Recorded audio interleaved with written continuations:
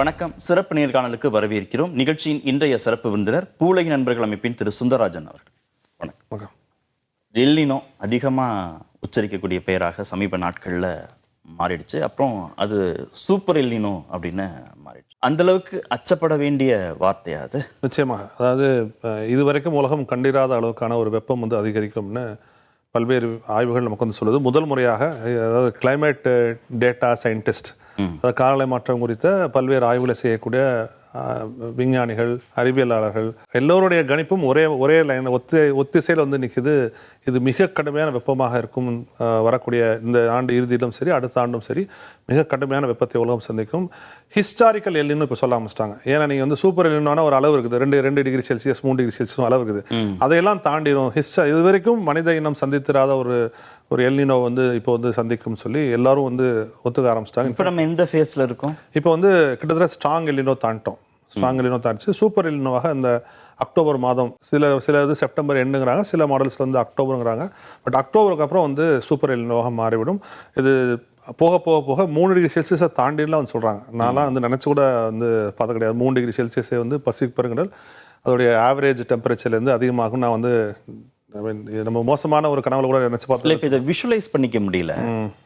அதை விஷுவலைஸ் பண்ணிக்கிற மாதிரி சொல்ல முடியுமா? 3 டிகிரி இன்க்ரீஸ் ஆகுது. அது பொதுவாக பசிபிக் பெருங்கடல் வந்து ஒரு ஆவரேஜ் டெம்பரேச்சர் இருக்கும். ஒரு 27-28 டிகிரி செல்சியஸ் இருக்கும் பசிபிக் பெருங்கடல் எப்போவுமே.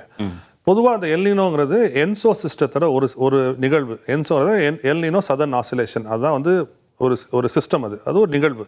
அதில் 3 நிலைகள் இருக்கு. ஒன்று வந்து எல்னினோ, சராசரி வெப்பத்தை விட வெப்பம் உயர்ந்தால் 0.8 டிகிரி அளவுக்கு உயர்ந்ததுன்னா அது எல்னினோ. அதாவது நீங்கள் 26-27 டிகிரிஸ்லேருந்து 0.8 கூடிச்சுன்னா அது வந்து எல்னினோ. டெம்பரேச்சர் குறைஞ்சதுன்னா அது லானினா. சரியா? இந்த ரெண்டுமே இல்லாமல் ஒரு ஃபேஸில் இருக்கும்ல, சராசரி ஒட்டிய டெம்பரேச்சர் இருக்கும்ல, அது வந்து நியூட்ரல் ஃபேஸ்ன்னு சொல்லுவாங்க. இந்த 3 நிகழ்வுகளையும் சேர்த்தது தான் என்சோ என்று சொல்லக்கூடிய எல்னினோ சதர்ன் ஆசிலேஷன். இந்த எல்னினோல 3 வகமை முன்னாடி இருந்துச்சு. 0.8லேருந்து 1 டிகிரி வரைக்கும் குடிச்சுன்னா ஒரு நார்மல் எல்னினோ, ஒரு 1.2 1.4 டிகிரி குடிச்சுன்னா அது வந்து ஒரு ஸ்ட்ராங் எல்னினோ, 1.8 தாண்டி 2 டிகிரி 2.2 டிகிரிலாம் போச்சுன்னா அது சூப்பர் எல்னினோ வச்சு. இப்போ முதல் முறையாக 3 டிகிரிஸை தாண்டி வந்து போகும். ஸோ அதனால் இதுக்கு ஒரு புது வகமை வந்து புது கிளாசிஃபிகேஷன் நம்ம வந்து கொண்டு வரும். ஹிஸ்டாரிக்கல் எல்னினோ கொண்டுறோமா, சில பேர் காட்ஸில்லா எல்னினோன்னு வந்து சொல்கிறாங்க. அதுக்கு ஒரு வகமை வந்து உருவாகும். அதுக்கான ஒரு கிளாசிஃபிகேஷன் வந்து பசிபிக் பெருங்கடலுடைய கடல் மேற்பரப்புல இருக்கக்கூடிய டெம்பரேச்சர் வந்து 27 டிகிரியிலிருந்து 30 அது பெரிய இம்பாக்ட் இருக்கும். ஏன்னா ஹீட் ஏற அதாவது 2 பக்கம் வேற மாதிரி நிகழ்வு இருக்கும். இந்தியா சவுத் ஈஸ்ட் ஏஷியன் கட்டிலாம் வேற மாதிரியான விளைவுகள் இருக்கும். அந்த பக்கம் அமெரிக்கா, தென் அமெரிக்காலாம் வந்து வேற மாதிரி, அங்கே வந்து கடுமையான மழை பெய்யும். ஐரோப்பா, கனடா கூட பாதிக்கப்படும். ஆமாம், பாதிக்கப்படும். இந்தியா மாநில கடுமையான வெப்பம் இருக்கும். நீ வந்து ஏன்னா ஹீட் அதிகமாக இங்கே இருக்க ஈரப்பதத்தை வந்து உறிஞ்சுன்னா இங்கே ட்ரைனஸ் வரும். இங்கே வந்து அதனால தான் நம்முடைய தென்மேற்கு பருவமழை வந்து கடுமையாக பாதிக்கப்பட்டு சராசரியாக பெய்ய வேண்டிய மழை வந்து கடுமையாக பாதிக்கப்பட்டு இப்போ தான் சில நாட்கள் வந்து நமக்கு வந்து மழை பெய்ய ஆரம்பிச்சிருக்கு. நீங்கள் லாஸ்ட் ஒரு 35-40 ஆண்டுகள் டேட்டா எடுத்து பார்த்தீங்கன்னா ஒரு 80% வறட்சியான ஆண்டுகள் எப்போ இருந்திருக்கும்னா எல்னினோ ஆண்டுகள் இருந்திருக்கும். ஸோ நம்ம வந்து எல்னினோனா நமக்கு வந்து வறட்சி, வெப்பம் ஒரு விஷயத்தை வந்து 1876 வந்த ஒரு மிகப்பெரிய ஒரு எல்னினோ வந்து தமிழ்நாட்டில் கிட்டத்தட்ட 3.25 மக்களை வந்து காவு வாங்கியது. பசினாலையும் பஞ்சத்தினாலையும் மக்கள் உயிரிழந்தார்கள். 3/4 மக்கள் இல்லை. இன்னைக்கு பட்னி சாவு நடக்காது. ஏன்னா நமக்கு வந்து ஃபுட் ப்ரொடக்ஷன் வந்து அதிகமாகி கிட்டத்தட்ட 600 லட்சம் டன் அரிசியும் கோதுமையும் வந்து வச்சிருக்கோம். அதனால் பட்னி சாவு இருக்காது. ஆனால் கடுமையான வெப்பத்தை வந்து உலகம் சந்திக்கும். இந்த சூப்பர் எல்னினோ பற்றி பேசும்போதெல்லாம் ஒன்று விழிப்புணர்வு தேவை, அதை அரசாங்கம் அதிக அளவில் கொடுக்கல அப்படின்னு மத்திய மாநில அரசுகள் மீதான விமர்சனங்கள் வைக்கப்படுது. அதிக வெப்பங்கிற வார்த்தையை பயன்படுத்துகிறாங்க. அதுக்கப்புறம் அதிகமாக பயன்படுத்தப்பட வார்த்தை வந்து தானியங்கள் சேகரிப்பு அப்படின்னு சொல்கிறாங்க. ஏன் அது அவ்வளவு முக்கியம், தானியங்கள் சேகரிப்புங்கிறது? நீங்கள் வந்து இப்போ பொதுவாக எல்னினோ வந்து ஒரு குறைவான காலகட்டம் தான் இருக்கும். லானினோ வந்து 2-3 வருஷம் இருக்கும். எல்னினோ வந்து ஒரு 18 மாதம் அந்த மாதிரி தான் இருக்கும். அதாவது எல்னினோ ஆரம்பிச்சதுலேருந்து முடிவு வர வந்து ஒரு 12-18 மாதம். 26 ஆரம்பித்தா 27 தான் முடியும். ஆமாம்.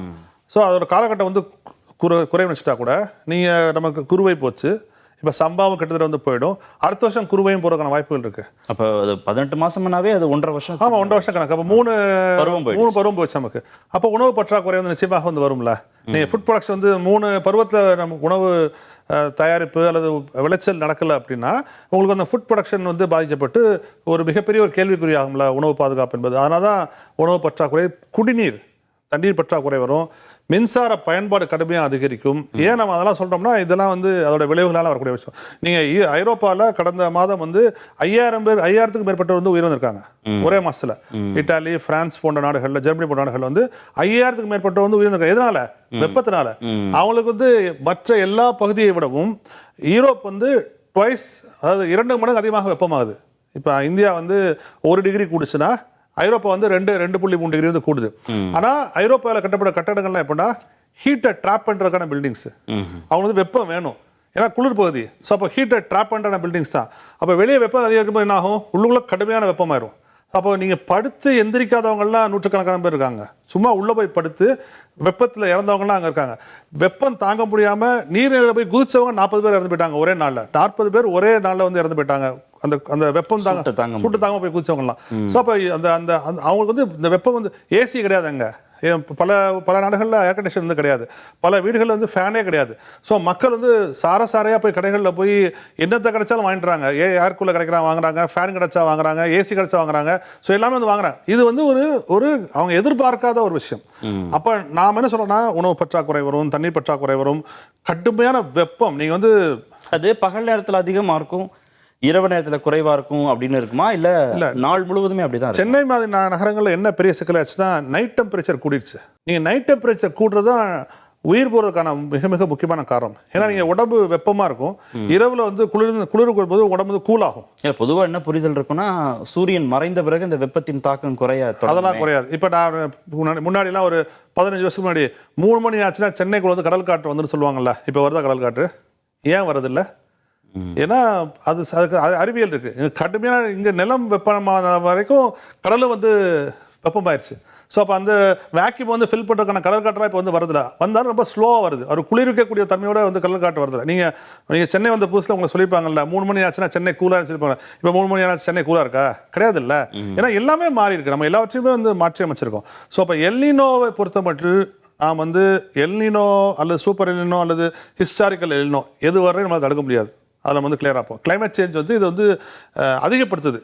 எல்லாருமே சொல்லுவாங்க புதுசாக வருது அப்படின்னு கேட்பாங்க. புதுசாலாம் எதுவுமே வராது. காலநிலை மாற்றம் வந்து எதுவுமே புதுசாக உருவாக்காது, எல்லாவற்றையும் தீவிரப்படுத்தும். நீங்கள் வந்து எல்னினோ வந்து 3-4 டிகிரி செல்சியஸ்லாம் 1.25 லட்சம் வருஷத்துல வந்து கெட்டதில்லை. 1,25,000 இயர்ஸில் வந்து நாம் வந்து கேள்விப்பட்டதே வந்து கிடையாது இந்த அளவுக்கான எல்னினோ. அந்த லான்செஸ்டர் பல்கலைக்கழகத்தோட ஆய்வாளர் சொல்லியிருக்காரு, 2ஆம் உலக போறப்போ உலகம் எவ்வளோ பெரிய துயரத்தை சந்தித்ததோ அதே போல் இப்போ சந்திக்கும் சொல்லி வந்து சொல்லியிருக்காரு. ஸோ இது எதையுமே புதுசாக உருவாக்காது கிளைமேட் சேஞ்சு. ஆனால் இருக்கிற எல்லாவற்றையும் தீவிரப்படுத்தும். தீவிரமான வெப்பம், தீவிரமான மழைப்பொழிவு, தீவிரமான காட்டுத்தீ, தீவிரமான வறட்சி, தீவிரமான புயல், இது எல்லாவற்றையும் தீவிரப்படுத்துவது போல் எல்னினோவையும் தீவிரப்படுத்தியிருக்கு காலநிலை மாற்றம். என்ன ப்ரிகாஷன்ஸ் இதுக்கு தேவை? அடாப்ட் ஆகணும். நீங்கள் வேற வழி இல்லை. நீங்கள் வந்து அடாப்டேஷன் மட்டும்தான் இந்தியா மாதிரி நாடுகளுக்கான ஒரே ஒரு விஷயம். இதுதான் புதிய இயல்பு. இந்த வெப்பம் இருக்கும், மழை பற்றாக்குறை, தண்ணி பற்றாக்குறை வந்து இருக்கும்.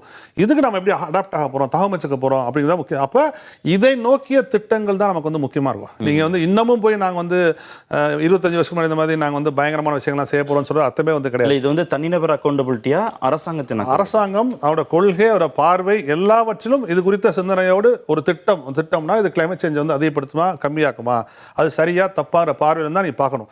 இது வந்து எத்தனை பேருக்கு வேலை வாய்ப்பு கொடுத்துச்சு, எத்தனை ஜிடிபி இன்க்ரீஸ் பண்ணிச்சு, அந்த ஜிடிபி இன்க்ரீஸ் பண்ற காலகட்டம்லாம் முடிஞ்சு போச்சு. இப்போ நீங்க வந்து இது கிளைமேட் சேஞ்சை வந்து அதிகப்படுத்துமா இல்ல தாங்கிக் கொள்ளக்கூடிய திறன் கொண்ட திட்டமாக இருக்குமா தான் நீங்க வந்து பார்க்கணும். நன்றி நிகழ்ச்சியில் பங்கேற்று. மீண்டும் சந்திப்போம். நன்றி, வணக்கம்.